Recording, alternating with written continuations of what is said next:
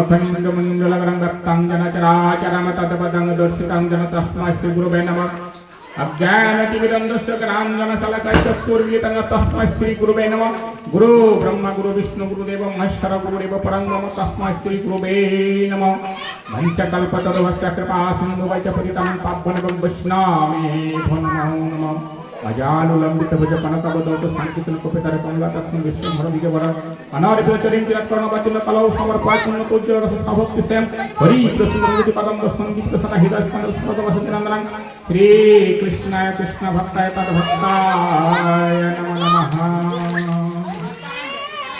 এই ভাগবত পাঠ করার ক্ষমতা আমার নাই। আমি সাধুগুরু শ্রীচরণ পাঠকর্ম স্মরণ করিয়া আমি এই পাঠ ব্যাখ্যা করব। আপনারা একটু কৃপা করবেন যাহাতে আমি কিছু কৃষ্ণ কথা বলে আপনাদের একটু আনন্দ দিতে পারি, সেইরূপ কৃপা আমার প্রতি করবেন। শ্রী গুরু বৈষ্ণবকান্তায় আনন্দ একবার হরি হরি বল। তার আগে আমি এখানে আন্তরিক শুভেচ্ছা জানাই এই হোগলা গ্রামের যে নামযজ্ঞের যে কমিটি আছে, আমাদের নীলকণ্ঠ আরো সকলের নাম আমি জানি না, এদের উদ্যোগে বা গ্রামবাসী সকলের মিলে এই যে হরিবাসরটা আপনারা আয়োজন করেছেন, এই তার জন্য আমার তাদের প্রতি একটা অভিনন্দন জানাচ্ছি। কারণ আমি পাঠের আরম্ভে একটু হরিনাম সম্বন্ধে দু একটি কথা আপনাদের বলবো, আপনাদের একটু জেনে রাখা দরকার। কেন নাই হরিনাম করলে কি হয়, হরিনাম না করলে কি হয়, এইটাকে আমি একটু ব্যাখ্যা করি, তারপরে আমি ভাগবতে যাব। একদিন নারদ তার পিতা ব্রহ্মার কাছে গিয়ে জিজ্ঞাসা বললেন যে পিতা, এই কলিযুগে দেখছি প্রত্যেক গ্রামে পাড়ায় পাড়ায় বাড়িতে হরিনাম যজ্ঞ হয়, তাই হরিনামের যজ্ঞের মাহাত্ম্যটা কি এটা আমি নিজেও জানি না, তা আমাকে একটু কৃপা করে এই হরিনামের মাহাত্ম্যটা একটু বলুন, এটা জানিবার মনের বড় বাসনা। তা ব্রহ্মার কাছে যখন নারদ গেলেন, তা ব্রহ্মা চিন্তা করছেন আমি আমার এই পুত্রকে কি বলে জ্ঞান দিই, কারণ হরিনামের মাহাত্ম্য মুখে বর্ণনা করা যায় না। তাই নিজের সন্তানকে তো ওটা বোঝানোর জন্য বলছে, বাবারে এক কাজ কর, আমি তোকে বোঝাতে পারবো না, তুই দেবের দেব মহাদেবের কাছে যা। দেবের দেব মহাদেব তিনি পরম বৈষ্ণব, বৈষ্ণবের কাছে বৈষ্ণবের বদন থেকে তুই এই হরিনামের মাহাত্ম্যটা শ্রবণ করে আয়।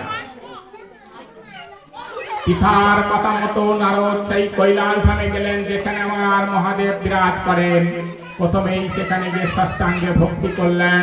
এই যে বাচ্চা, এই যে তুমি কম খাওয়া বাচ্চা, একটু চুপ করো তোমরা।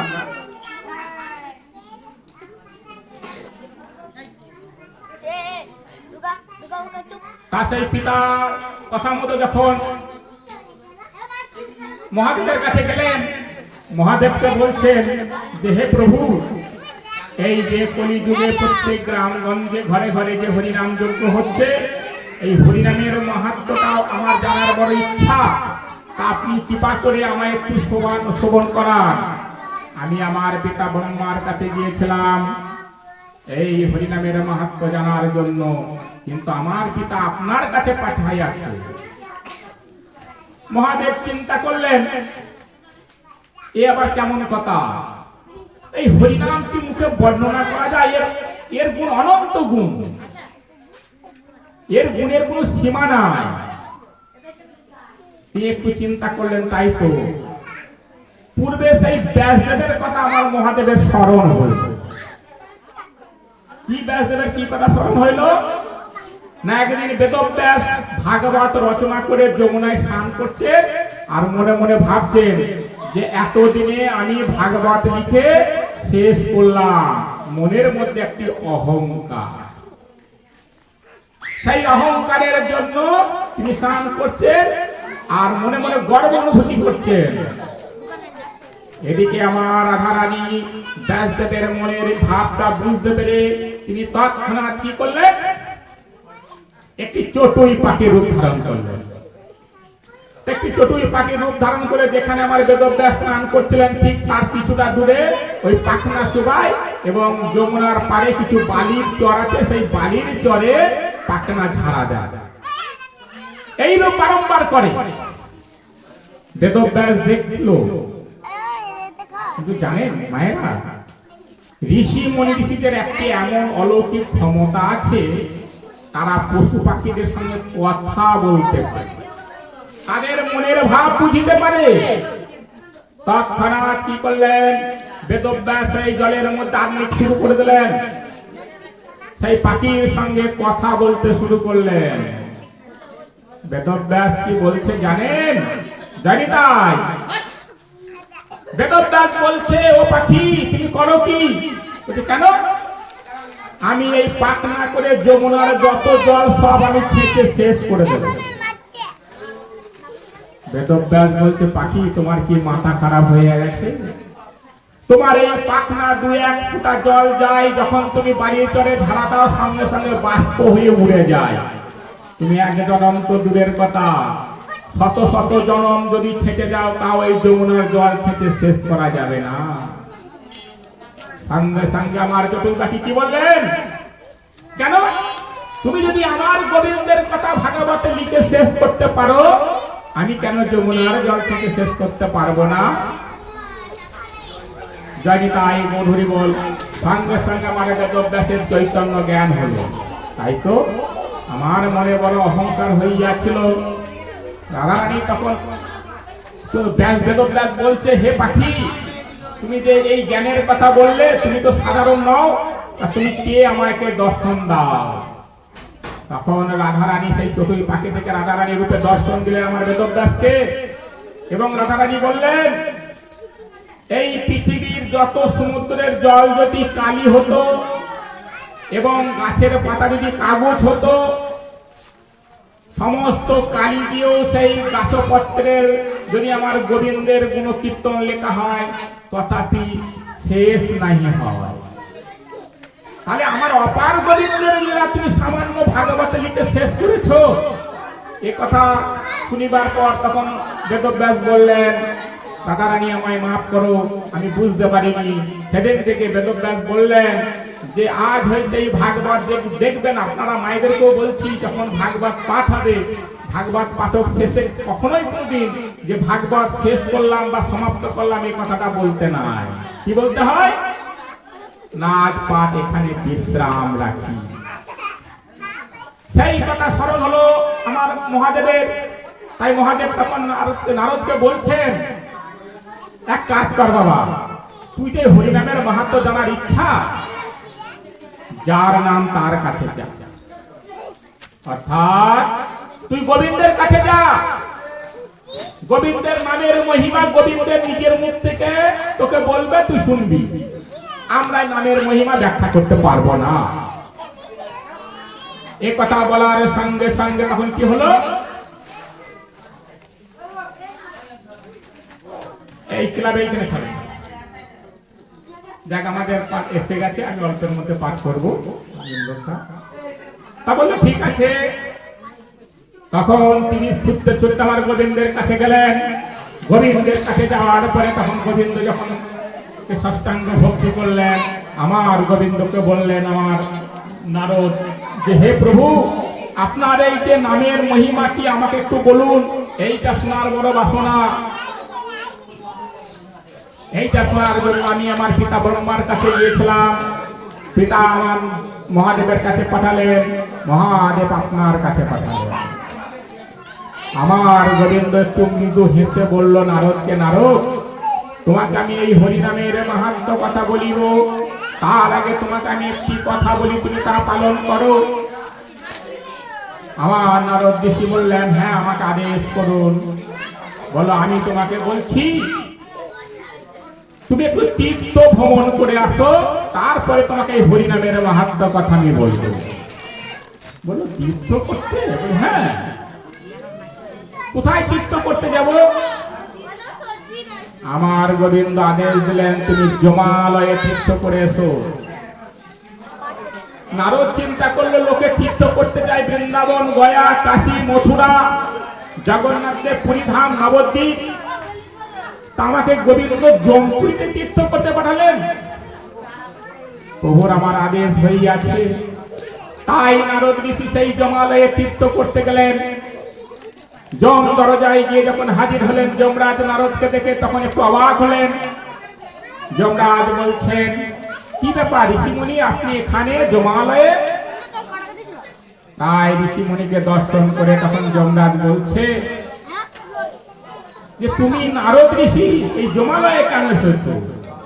নারদ ঋষি বললেন, আমি হরিনামের মাহাত্ম্য কথা জানতে গিয়েছিলাম গোবিন্দের কাছে, তাই গোবিন্দ আমাকে এই জমালয়ে তীর্থ দর্শন করাইতে পাঠাইয়াছে। যমরাজ বললেন, ঠিক আছে প্রভু, যদি গোবিন্দের আদেশ হয় তা তুমি আমার সঙ্গে এসো, তুমি বিনা যন্ত্রটি আমার কাছে রাখো, যে এই হরিনামের মাহাত্ম্য কি এইটা জানার জন্য তোমাকে যে জমালয়ে দর্শন করতে পাঠিয়েছে, তা জমালয়ে যে বিভিন্ন পাপীর যে কারাগার আছে সেইগুলো তো দর্শন করবা, জমালয়ে তার কোনো মন্দির টন্দির নাই। বললো জমালয়ে যেটা আছে সেটাই দর্শন করবো। বললো বেশ। কিন্তু যমরাজ বললেন, নারদ ঋষি এই জমালয়ে কিন্তু একটা নিয়ম আছে। কি নিয়ম জানো? জমালয়ে কখনো হরিনাম করা যায় না। জানি, তাই ভালো করে শুনবেন, জমালয়ে কখনো হরিনাম করা যায় না। বিনা যন্ত্রটি রেখে তুমি আমার সঙ্গে দর্শন করো বিভিন্ন পাপীর যে বিভিন্ন সাজা। জমালয় নারদকে গিয়ে যখন পূর্ব দিকে দরজায় কারাগারে দেখালেন, সেই কারাগারে কি আছে না, পাপীরা যন্ত্রণায় ছটফট করছে, কান্নাকাটি করছে, বাঁচাও বাঁচাও, খাবার দাও খাবার দাও। কেন? পাপীদের কারাগারে ভরে রেখেছে, থালা থালা কি দিচ্ছে, হীরে মুক্ত মানিক, কিন্তু তাহাতে কোনো খাবার দিচ্ছে না যমদূতেরা। কেন?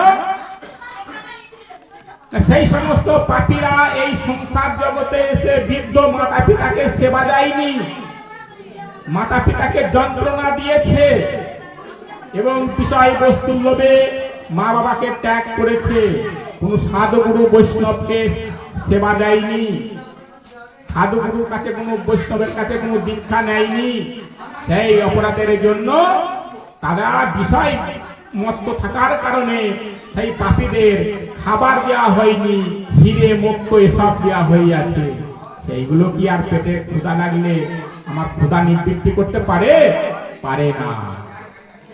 তাই সেই পাপীরা যন্ত্রণায় ছটপট ছটপট করছে। এই দৃশ্য দেখিয়া নারদ তখন একটু ব্যথিত হলো। তারপরে গেল কোথায়? তারপরে গেল উত্তর দরজায়। উত্তর কারাগারে গিয়ে কি দেখলো না, উত্তর কারাগারে গিয়ে দেখছে পাপীদের একটি গাছের বৃক্ষের ডালে পাগুলো উপরে বেঁধে, নিচেই তার হাত মাথাগুলো ঝুলিয়ে রেখে বেঁধে রেখেছে, আর হিংস্র জন্তু জানোয়ার দিয়ে সেই সমস্ত পাপীদের আত্মাগুলোকে খাওয়াচ্ছে, ছিঁড়ে ছিঁড়ে খাচ্ছে। শিয়াল ভাল্লুক বাঘ কেন? অকারণে এই মর্তে আসিয়া তারা জীবহত্যা করেছে। কেউ ছাগল কাটে, কেউ নানান রকম অত্যাচার করে, বিনা কারণে যে পশুকে বধ করে, সেই তার পাপের ফলে হিংস্র জন্তু দিয়ে সেই সমস্ত পাপী আত্মাকে ছিঁড়ে ছিঁড়ে খাচ্ছে। নারদ সেই দৃশ্য দেখিয়া চোখে জল আর আটকাতে পারলেন না, নয়ন বাড়ি দিয়ে জল ঝরছে। তাই তো জীব এত পাপ কর্ম করে। তারপর গেলেন কোথায়? পশ্চিম দরজায়। পশ্চিম দরজায় গিয়ে কি দেখলেন? যে পাপীদের জীব সারাশি করে যমদূতেরা টানছে। কেন? যমদূতেরা সারাশি করে সেই পাপীদের জীব টেনে ধরছে, আর এক চামচ করে ঘি গরম করে সেই জিহ্বায় ঢালছে। যন্ত্রণায় পাপীরা ছটপট ছটপট করছে। কেন জানেন? এই মর্তধামে আসিয়া কেউ হরিনাম করে নাই, সব সময় জিহ্বায় অসত্য কথা বলিয়াছে, কথা দিয়া কাউকে কথা রাখে নাই, পিতা মাতাকে গুরুজনদের গালিগালাজ করিয়াছে। তাই সেই অপরাধের জন্য সেই পাপীদের জীব সারাশি করে ধরে টেনে গরম ঘি দিচ্ছে। এই দৃশ্য দেখিয়া আমার নারদের অন্তর যেন আরোই কান্নায় ভেঙে পড়ল। সর্বশেষে গেলেন নারদ যমরাজাকে নিয়ে দক্ষিণ কারাগারে। সেই দক্ষিণ কারাগারে কি দেখলেন না, দক্ষিণ কারাগারে দেখলেন কি জানেন, বৃহৎ বড় একটি কড়াইয়ে টকবক করে গরম তেল ফুটছে, টকবক করে ফুটছে, যেমন বেগুনি ভাজা হয় সেই রকম। সেখানে এক জমদূতেরা এক একটা পাপী লোককে নিয়ে আসছে আর গরম কড়াইয়ে বেগুনি ভাজার মতো ছাক করে ছেড়ে দিয়েছে। তারা চিল্লাও বাঁচাও বাঁচাও করছে। এক কারাগার ভর্তি পাপী আত্মা। কেন? তারা এই মর্ত্যলোকে আসিয়া অধর্ম করিয়াছে, অত্যাচার করিয়াছে, দস্যুবৃত্তি করিয়াছে, কোন ধর্ম কর্ম করে নাই, আসরিক ভাবে চলাচল করিয়াছে, পরের জমি লুটে নিয়েছে, লোককে ঠকিয়েছে, ভাই ভাইকে ঠকিয়েছে, বিভিন্ন পাপের জন্য এই রূপ সাজা। এই দৃশ্য দেখিয়া নারদ আর থাকতে পারলেন না। নারদ ভুলে গেছেন যে আমি জমালয়ে তীর্থ দর্শন করিতে এসেছি, তাই নারদ ভুলে গিয়ে কি করলেন, একবার আমার নিতাই গৌর হরিবোল বলে একটা হরিধ্বনি বললেন। আর সেই নারদের মুখে হরিধ্বনি শুনিয়া নিতাই গৌর হরিবোল হরিবোল হরিবোল, এই নারদের মুখে হরিধ্বনি শুনিয়া সেই দক্ষিণ কারাগারে যত পাপী ছিল তৎক্ষণাৎ তাদের পাপ সমস্ত ক্ষয় হইয়া আমার গোবিন্দের চরণ প্রাপ্তি হইল। সঙ্গে সঙ্গে যমরাজ বললেন, নারদ তুমি করলে কি? কেন প্রভু? না, আমি তোমাকে প্রথমেই বলেছিলাম হরিনামে জমালয়ে হরিনাম করা নিষিদ্ধ। তুমি একজন মহাত্মা, তোমার বদনে হরিনাম শ্রবণ করিয়া এই দক্ষিণ কারাগারে যত পাপী ছিল সমস্ত পাপীর পাপ ধ্বংস হইয়া আমার গোবিন্দের চরণ প্রাপ্তি হলো। নারদ তখন সঙ্গে সঙ্গে বুঝতে পারলেন আমার গোবিন্দ আমাকে জমালয়ে কেন পাঠাইয়াছে। তিনি বদনে বলেননি, আমাকে চোখে দেখিয়ে দিলেন যে হরিনাম করলে পাপ ক্ষয় হয়। হরিনামের এত মাহাত্ম্য আমাকে প্রভু আমাকে একটা দর্শন দিলেন যে একবার কৃষ্ণ নামে যত পাপ হরে, জীবের কি সাধ্য আছে তত পাপ করে। তাই এই পাপীরা সারা জনম ভোর যত পাপ কর্ম করেছে আমার বদনে একবার হরিধ্বনি শুনিয়া সমস্ত পাপ খণ্ডন হইয়া গেল। শ্রীমদ্ ভাগবত গীতায় কি কথা বলছেন জানেন? যদি কোনো ব্যক্তি মৃত্যুর সময় গুরু মন্ত্র জপ করে কিংবা গীতা উচ্চারণ করেন কিংবা গুরুকে স্মরণ করেন, তথাপি এই তিনটের মধ্যে কোনো একটি কর্ম যদি তার করা হয়, এই মন্ত্র জপে করতে করতে তার যদি প্রাণবায়ু দেহ থেকে বাইর হয়, সেই জন্মে যার যত পাপ তৎক্ষণাৎ তার সেই পাপ খণ্ডন হয়। এই হরিনামের এত মাহাত্ম্য। তাই এই যে সারা বছর আপনারা বিভিন্ন পরিশ্রম কর্ম করেন, জ্ঞানে অজ্ঞানে আপনাদের অপরাধ হইতে পারে, কিন্তু তারপরে যে আপনারা এই পরিশ্রম করে এই যে নাম যজ্ঞের আয়োজন করিয়াছে, আমি গোবিন্দের কাছে প্রার্থনা করি আপনাদের সকলকে যেন পরকালে মানুষের মতো মানুষের ঘরে জন্ম দিয়া এই মানব জন্মটা আমাদের সার্থক করে তুলবেন। নিতাই গৌর হরিবোল বলে আমি চৈতন্য চৈতামিত পাঠ শুরু করব।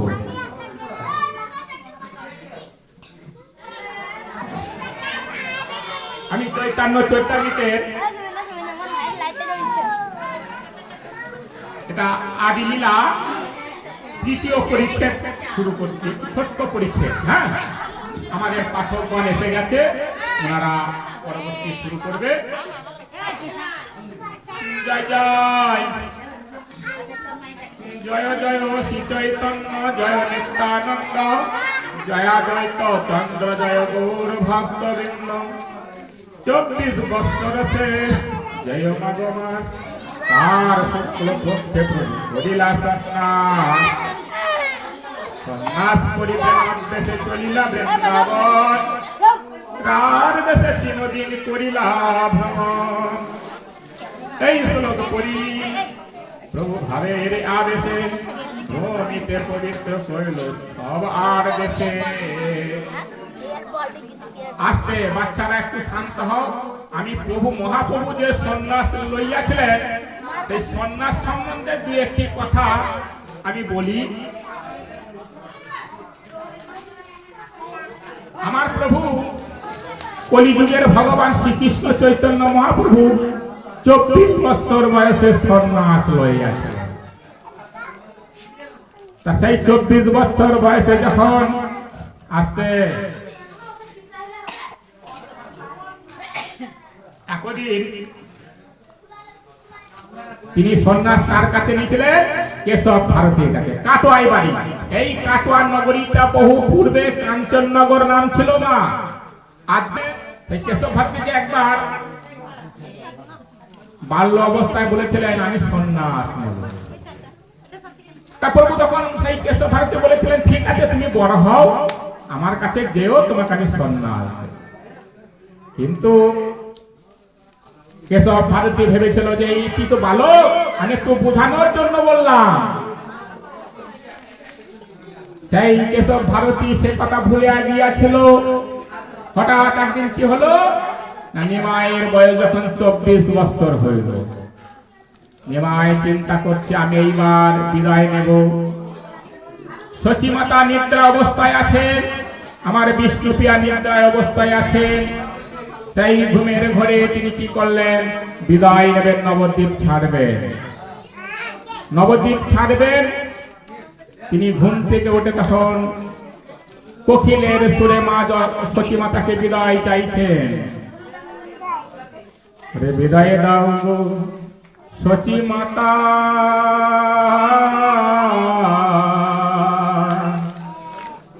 ওরে ডাক দিয়েছে আমার কৃষ্ণ সখা।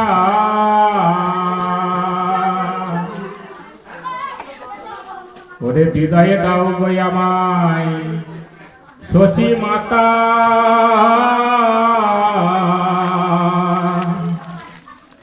আমায় ডাক দিয়েছে আমায় কৃষ্ণ সখা। সচিমাতা তুমি আমায় বিদায় দাও, কৃষ্ণ সখা আমার ডাক দিয়েছে, আমি আর নবদ্বীপে ঘরে থাকতে পারছি না। তারপরে তখন বলছেন বিষ্ণুপ্রিয়াকে, ওরে বিদায় দাও গো আমায় কৃষ্ণ প্রিয়া,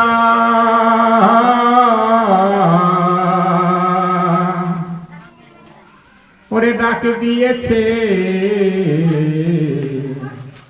আমার প্রাণ সখা। আমায় বিদায় দাও গো ও গো বিষ্ণু প্রিয়া। বিষ্ণুপ্রিয়াকে বিদায় চাইছে। তারপরে কি করলেন? যে বনের পশু পাখি পক্ষী তখন কি করছেন? কুহু কুহু আওয়াজ করিয়া বিষ্ণুপ্রিয়াকে জাগিয়ে দিচ্ছেন। কেন? যে হে বিষ্ণুপ্রিয়া তুমি জাগো, তোমার গৌর হরি আজ নবদ্বীপ ছেড়ে চলে যাচ্ছে, তুমি শিগগিরই ঘুমাইও না, তুমি শিগগিরই জাগো। তখন কি করলেন? আমার প্রভু কি বলছে? ওরে বনের পাখি তুই বনে যাবে, ওরে না জাগায়ো আমার বিষ্ণু প্রিয়া রে। ওরে বনের পাখি ও তুই বনে যাবে, ওরে না জাগায়ো আমার বিষ্ণু প্রিয়া রে। বনের পাখি তখন কুহু কুহু আওয়াজ করছে, আর বিষ্ণুপ্রিয়ার নয়নে মা যোগমায়া এমন নিদ্রা দিয়েছেন, তিনি অর্ধ চেতন অবস্থায় তিনি ভাবছেন গৌর হরি যে বিদায় চাইছে। এখন বিষ্ণুপ্রিয়া ভাবছে যেন কোকিল ডাকছে, তাই কোকিল ভেবে তিনি কি করলেন? তিনি বিদায় দিলেন, যা পাখি তুই শীঘ্র যা। সেই অনুমতি লইয়া আমার কি করলেন? আমার নিমাই তখন ছুটতে ছুটতে তখন চলে গেলেন কোথায়? কাঞ্চননগরে, যেটি বর্তমান আজকে কাটোয়া নামে পরিচিত। সেই কাঞ্চননগরে গিয়ে তখন কি করলেন? কেশব ভারতীর কাছে গিয়ে বললেন, হে প্রভু, আপনি আমাকে কথা দিয়েছিলেন, আমি আপনার কাছে সন্ন্যাস নেওয়ার জন্য এসেছি। আমি আমার বিষ্ণু প্রিয়ার কাছে অনুমতি লইয়া এসেছি, আমি আমার মাতা সতী মাতার কাছে অনুমতি লইয়া এসেছি, কৃপা করে আমাকে একটু সন্ন্যাস দেন। কেশব ভারতী তখন বলছেন বুঝাবার জন্য যে তোমার তো এখন 24 বছর বয়স, তুমি এক কাজ করো, তুমি গৃহে ফিরে যাও, তুমি 30 বছর বয়স এসো, তোমায় আমি সন্ন্যাস দেব। তুমি 30 বছর বয়সে যখন আসবে আমি তোমায় সন্ন্যাস দেব। আমার প্রভু বলছেন, আমার গৌর হরি তখন কেশব ভারতীকে বলছেন, প্রভু এই 30 বছরের যিনি ত্রিগুণাতীত হইতে পারেন নাই, তার কি সন্ন্যাস হতে পারে? ত্রিগুণাতীত অর্থাৎ 3টে গুণের অতীত, সত্যগুণ, রজগুণ, তমগুণ। তাহলে এই 3 গুণের অতীত যে হতে পারে নাই, তার 30 বছরে কি সন্ন্যাস হয়? আমার ভারতী বললেন না। তখন কেশব ভারতী বলছেন, তুমি 40 বছর বয়সে এসো, তোমাকে আমি 40 বছরের সন্ন্যাস দেব। আমার মহাপ্রভু বললেন, প্রভু 40 বছরে যা চতুর্বর্গ ধর্ম অর্থ কাম মোক্ষ ফল ত্যাগ হয় নাই, সেই ব্যক্তি কি সন্ন্যাসের যোগ্য হয়? কেশব ভারতী বললেন না। সন্ন্যাস হইতে গেলে ধর্ম অর্থ কাম মোক্ষ এ ফল ত্যাগ করিয়া পঞ্চম পুরুষার্থ ফলের দিকে পদার্পণ করিতে হয়। তাই পঞ্চম পুরুষার্থটা কি না? প্রেম। কেশব ভারতী ধরা পড়লেন যে না, 40 বছরও সন্ন্যাস হয় না। তারপরে কি বললেন কেশব ভারতী? এই তুমি নদিয়ায় ফিরে যাও, তোমায় আমি 50 বছরের সন্ন্যাস দেব। আমার মহাপ্রভু গৌর হরি কেশব ভারতীকে বললেন, হে প্রভু, 50 বছরে যারা পঞ্চভূত জ্ঞান হয় নাই, পঞ্চভূত কি? তৃতীয় তেজ মরুদ্গম, যার এই পঞ্চভূত জ্ঞান হয় নাই, তার কি 50 বছরে সন্ন্যাস হয়? কেশব ভারতী বললেন না। কেশব ভারতী যেন ধীরে ধীরে প্রভুর কাছে বাধা করে যাচ্ছেন। তখন কেশব ভারতী বললেন, যাও বাছা, তুমি নদিয়ায় ফিরে যাও, তোমায় আমি 60 বছর বয়সে এসো, তোমাকে আমি 60 বছরের সন্ন্যাস দেব। আমার গৌর হরি একটু মৃদু হেসে বললেন যে, হে প্রভু, যে ব্যক্তি 60 বছর বয়স তার এই ষড়রিপুকে দমন করতে পারে নাই, কাম ক্রোধ লোভ মোহ মত মাশ্চর্য, সেই ব্যক্তি কি সন্ন্যাসের যোগ্য হয়? তখন বললেন না, 60 বছর বয়স সন্ন্যাসের যোগ্য হয় না। তারপরে তখন কেশব ভারতী যেন ধীরে ধীরে প্রভুর কাছে বাধা পড়ে যাচ্ছেন। তখন কি বললেন যে, তুমি 70 বছর বয়সে এসো, তোমায় আমি 70 বছরের সন্ন্যাস দেব।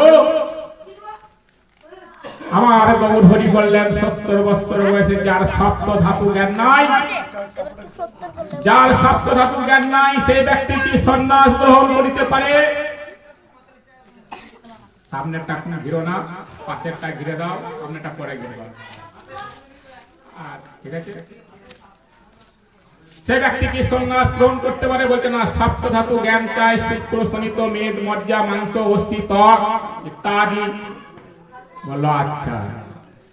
কেশব ভারতী চিন্তা করলেন, কে এই বালকটি? বালকটির কাছে আমি যাহা প্রশ্ন করি আমাকে সমাধান করিয়া দেয়, এই বালকটির কাছে আমি ধরা পড়িয়া গেলাম, আমি বালকটির কাছে যেন তত্ত্ব কথা এগোতে পারছি না। তিনি তখন বললেন, যাও গৌর হরি, তুমি নদিয়ায় ফিরে যাও, তোমাকে আমি 80 বছর বয়সে তো তোমাকে আমি সন্ন্যাস দেব।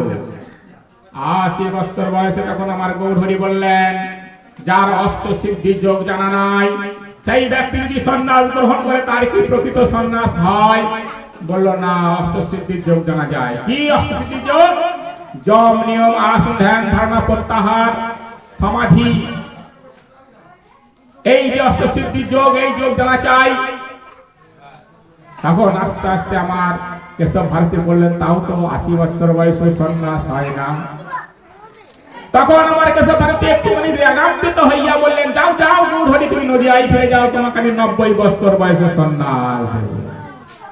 90 বছর বয়স যখন বললেন, আমার গৌরহরি বললেন, হে প্রভু, এই 90 বছর বয়সে যদি তার নবদ্বার সম্বন্ধে জ্ঞান না থাকে, সেই ব্যক্তির কি সন্ন্যাস হয়?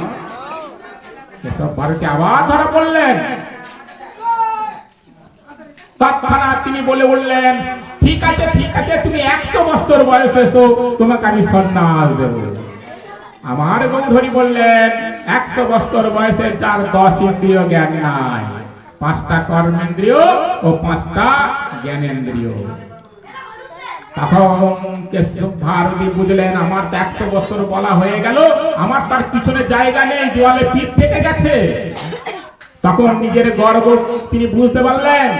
তখন করজোরে বলছেন, হে প্রভু, তুমি কে? তোমার কাছে আমি যেন যতই কথা বলি হেরে যাচ্ছি, তোমার আসল রূপ আমাকে দর্শন করাও। তখন গৌরহরি কি করলেন? তিনি সরভুজ মূর্তি দর্শন করালেন। সরভুজ মূর্তি কি না, কখনো কৃষ্ণ মূর্তি, কখনো রাম মূর্তি, আবার কখনো আমার চৈতন্য মূর্তি দর্শন করালেন। তখন বলছেন, হে প্রভু, তুমি তো অনন্ত কোটি ব্রহ্মাণ্ডের মালিক, তোমাকে আমি কি মন্ত্র দেব? তখন গৌরহরি বললেন, আমি কালকে রাতে একটা স্বপ্নে মন্ত্র পাইয়াছি, আমি সেই মন্ত্র আমি তোমাকে দেব, তুমি আমাকে সেই মন্ত্র দাও। তখন গৌরহরি বললেন, যার হয় 9 বছর বয়সেই হয়, আর যার হয় না 90 বছর বয়সও হবে না। তাই আমার প্রত্যেক মাতা বা পিতার কাছে অনুরোধ, প্রত্যেকেই গুরু আশ্রয় করবেন। এটা কখনো ভাববেন না যে এখনো বয়স হয়নি, বয়স হয়নি, এইটা ভেবে নিজেকে একটু পিছিয়ে দেবেন না। গুরু মন্ত্র সময় থাকতে নেবেন, জপ তপ করবেন, দেখবেন একটু মায়া থেকে উত্তীর্ণ হইতে পারবেন। তাই আমাদের যে শিল্পীরা এসে গেছে, ওদেরকে অল্প সময়ে ছেড়ে দিতে হবে। তাই আমি পাঠের একটু গল্প আকারে বললাম, প্রত্যেককে একটু আনন্দ করা দরকার। আর পাঠের শেষ অংশটুকু একটু আমি পড়ে আমি আমাদের শিল্পীদের ছেড়ে দেব।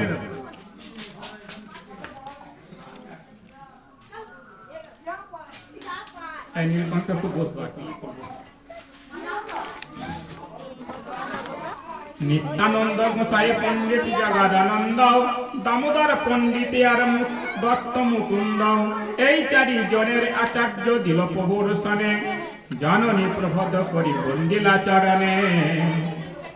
তারে প্রদক্ষিণ করি করিল গমন, যথাচার্যের ঘরে উঠিল ক্রন্দন।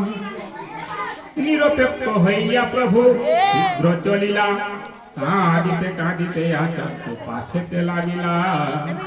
কতক দূরে যাই প্রভু করি জড় হাত, আচার্য প্রভুদি কহে কিছু মিষ্টবাদ।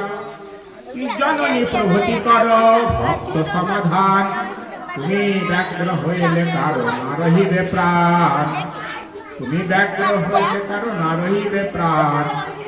এত বলে প্রভু তারে করিয়া লিঙ্গন, নির্বৃত্ত করিয়া কইল সৎসঙ্গে গমন। গঙ্গা তীরে তীরে প্রভু 4 জন সাথে, নীলাদ্রি চলিলা প্রভু শাস্ত্র ভব পথে। চৈতন্য মঙ্গলে প্রভু নীলাদ্রি গমন, বিস্তারি বর্ণিয়াছেন দাস বৃন্দাবন। অদ্বৈত গৃহের প্রভু বিলাস জয় যান, অচিরাতে মিলয়ে তারে কৃষ্ণ প্রেম ধর। শেষ করে দিই, রঘুনাথ পদ যারয়াস, চৈতন্য চরিতামিত কহে কৃষ্ণ দাস। জয় জয় শ্রী গুরু বৈষ্ণব সহিতায় গুরু সীতামা সেবানন্দ। একবার হরি হরি বল, হরি বল, হরি বল, হরি বল। এই হরি নামটা কি জানে? ভাগবত পাঠটা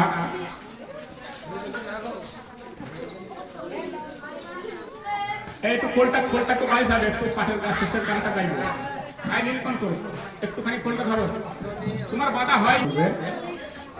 মানে একটা গ্রামে এক ব্রাহ্মণ বাস করত, ঠিক আছে? এবং সেই ব্রাহ্মণ, এক ঘরই ব্রাহ্মণ ছিল, হোগলা যেমন সব আপনারা রাজবাড়া আছে, এক ঘর ব্রাহ্মণ। সেই ব্রাহ্মণ একটা ছেলে ছিল। সেই ব্রাহ্মণটা কি করে, সেই ব্রাহ্মণ আর ব্রাহ্মণের বউ রোজ ঝগড়া করে। এত ঝগড়া করে যে ঝগড়ার থামে না। তাই গ্রামের লোকজন চিন্তা করছে তাই তো এখানে এত ঝগড়া করে, আমাদের গ্রামের পরিবেশ খারাপ, তারা গ্রামের লোক বুঝায় বোঝে না। তখন তার গ্রামের লোকজনটা বলছে ছেলেটাকে, এই শোন, তোর মা বাবারা যদি ঝগড়া করে, তুই ঝগড়া থামাতে না পারিস, তোদের গ্রাম থেকে তাড়িয়ে দেবো। ছেলে চিন্তা করে তাই তো আমি মা বাবাদের কি বলবো, গুরুজন ব্যক্তি, তাই সেই ছেলেটা কি করছে, মনের দুঃখে গ্রাম ছেড়ে পালাচ্ছে। তা গ্রাম ছেড়ে যখন পালাচ্ছে, গ্রামের মাঝখানে দেখে কি, যে একটি গরু মরে পড়ে রয়েছে, এবং গরুটা যেখানে মরে রয়েছে, গরুটাকে ঘিরে কি শকুন বসে আছে। তা শকুনটা যখন বসে আছে আর ছেলেটা পাশ দিয়ে যাচ্ছে, সেই তখন ছেলেটা কি বলছে, শকুনটা হঠাৎ একটি আওয়াজ করছে যে, হে বালক, তুমি এই আমাদের এই খাবার বস্তুটি এক সীমানায় করে দাও।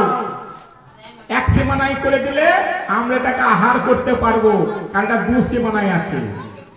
তাহলে এক সীমানায় মানে কি, আমাদের মন যদি এই হরিপ পাঠের দিকে, ভাগবত পাঠের দিকে না থাকে, তাহলে মন 2 মন থাকলে কিন্তু আমাদের পাঠে আনন্দ হয় না, তাই না? তাই সেই বালক যখন বলছে শকুন যে এক সীমানায় করে দাও, তা হঠাৎ সেই বালকটি চিন্তা করছে, একটা শকুনের কথা বলে আমি তো জীবনে শুনি নাই। তা সেই বালক তখন শকুনকে বলছে, কে তুমি? বলছে, আমি শকুনদের রাজা। বলছে, আমি যে এই গরুটাকে এক সীমানায় করে দেবো, তাহলে তুমি তার বিনিময়ে আমায় কি দেবে? বলছে, আমি যখন তুমি এক সীমানায় করে দেবে, আমি আকাশে উঠবো, আমার এই শরীর থেকে একটি পালক পড়বে, সেই পালকটি তুমি কানে নিয়ে দেখবে, তুমি ভূত ভবিষ্যৎ সবাইকে জানতে পারবা। তুমি যার দিকে লক্ষ্য করবা, তুমি বুঝতে পারবা সেই ব্যক্তিকে আগের জন্মে কে ছিল, ওর শরীরে কি আত্মা বসবাস করছে, যেন মোবাইলের মতো সব তুমি দর্শন করতে পারবা। এবার সেই বালকটি কি করলেন, সেই গরুটি ঠ্যাংটি ধরে এক সীমানায় করে দিলেন। এমন সময় অনেক ভক্ত মায়েদের বলছি, লক্ষ্য রাখবেন, গঙ্গায় অনেক মরা ভেসে যায়, দেখবেন পাখিতেও ছোঁয় না, শকুনও খায় না, কেন জানেন? পাপি আত্মা। পাখিতেও কষ্ট করবে না, তাই পচে পচে জলে ভেসে ভেসে যায়, তাই না? কথা ঠিক বললাম না ভুল বললাম? তা সেই বালকটি কি করলেন, সেই গরুটা ঠ্যাং ধরে যখন এক সীমানায় করে দিলেন, শকুনটি আকাশে উঠলো, শকুনের গায়েতে কিছু পালক পড়লো, শকুন সেই বালকটি নিল শকুনের পালক, চিন্তা করলো, আমি সর্বপ্রথম দেখবো যে এই শকুনগুলো কারা, বা এই গরুটায় আত্মা এবার কি আত্মা ছিল, যাকে বনের পাখিরাও কষ্ট করছে না, শকুনেও খাচ্ছে না। সঙ্গে সঙ্গে কি করলেন, ছেলেটি সেই পালকটি কানে দিয়ে দেখলেন যে শকুনগুলো গরুটিকে ঘিরে রয়েছে, তারা শকুন নয়। তারা কে ছিল? তারা ছিল প্রত্যেককে এক একটা ঋষি মনি ঋষি। শকুন সেজে আছে, আর গরুটি কি? গরুটি যেন একটি যজ্ঞ কুণ্ড। আমরা দেখছি এটা খারাপ, ভাগার বা গরু মরা, কিন্তু ছেলেটি দেখছে এটা একটা যজ্ঞ কুণ্ড, ঋষিমণি ঋষিরা যজ্ঞ করছে। সেই পালকটি নিয়ে যখন চলে যাচ্ছে, হঠাৎ করে দেখে কি, যে এক ব্রাহ্মণ এসে দেখে যে বালকটি যেন কাঁদছে একটি গাছতলায় বসে। বালকটিকে বলছে, তো যজ্ঞের পরিচালিত ব্রাহ্মণ সন্তান, সেই বালক তোর বাড়ি কোথায়? সেই বালকটি তার সমস্ত ঘটনা সেই ব্রাহ্মণকে বললেন। ব্রাহ্মণকে বলার পর তখন সেই ব্রাহ্মণ চিন্তা করলো, ব্রাহ্মণ হইয়া ব্রাহ্মণের উপকার করাই কর্তব্য। এই বালক ছেলেটি অন্য কোথাও সেবা করলে ব্রাহ্মণের জাত যাবে, তাই তিনি নিজের বাড়িতে নিয়ে গেলেন। নিজের বাড়িতে নিয়ে গিয়ে সেই ব্রাহ্মণ সন্তানটিকে সেবা করালেন। সেবা করানোর পর চিন্তা করলেন, আমার একটা মেয়ে আছে, মেয়ের সঙ্গে এই ছেলেটির বিয়ে দেব।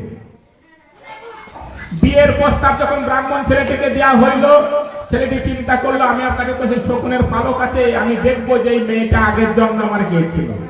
কানে পালকটা দিয়ে দেখে যে না, এই ব্রাহ্মণের যে মেয়ে, এ আমার কয়েক জন্ম ধরে আমারই বউ, তাহলে একে আমার বিয়ে করতে কোনো অসুবিধা নাই। সেই ব্রাহ্মণ ছেলেটা তখন সেই মেয়েটিকে বিয়ে করে নিল। বিয়ে করার পরে কি হলো, এই পালকের কথা সেই বউটিকে সব বললো। বউটি বলছে, শোনো, বিয়ে করার পরে শ্বশুর বাড়ি ঘর জামাই থাকতে নাই, তোমার মা বাবা, আমার তো শ্বশুর শাশুড়ি, চলো আমরা গিয়ে দুজনে মিলে মা বাবার ঝগড়া থামিয়ে দেব।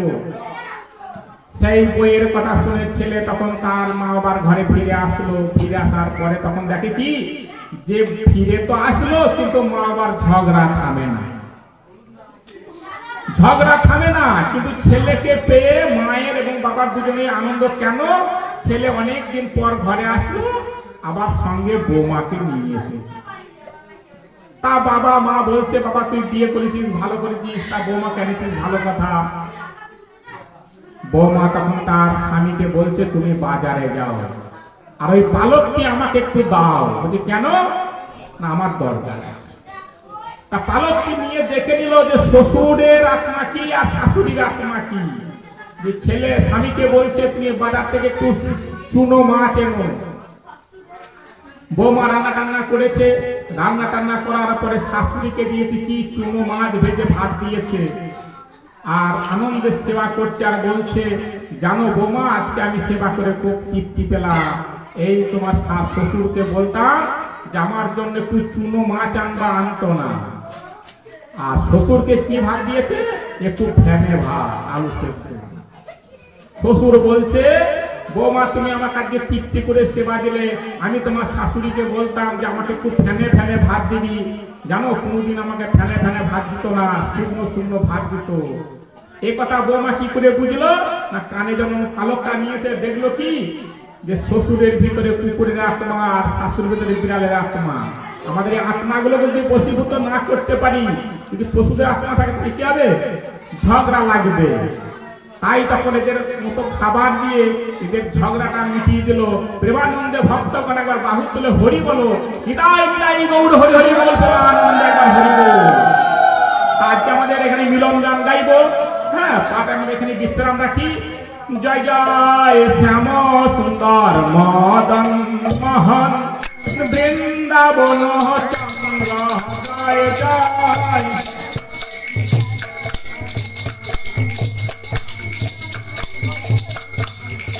জয় জয় শ্যাম সুন্দর মদন মোহন বৃন্দাবন চন্দ্র।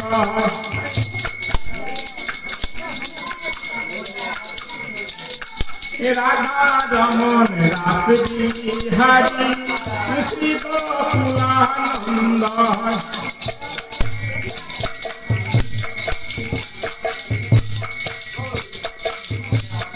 রাধা রমন রাস বিহারী শ্রী গোকুলানন্দ।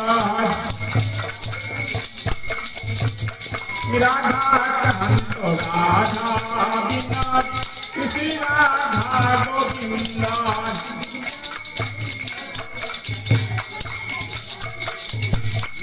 রাধা কান্ত রাধা বিনোদ শ্রী রাধা গোবিন্দ। রাধেশ্বরী বিনোদিনী ভানুকুল চন্দ্র। রাধেশ্বরী বিনোদিনী ভানুকুল চন্দ্র। ললিতা দেশায়াদি যত সখী বৃন্দ। ললিতা দেশায়াদি যত সখী বৃন্দ। পূর্ণমতে সুন্দরতা ইয়ার বিরা বৃন্দা। পূর্ণমতে সুন্দরতা ইয়ার বিরা বৃন্দা। তোমরা তবে বড় কৃপা আমি অতি মন্দ। রাধে গোবিন্দ রাধে গোবিন্দ রাধে গোবিন্দ রাধে গোবিন্দ রাধে গোবিন্দ রাধে গোবিন্দ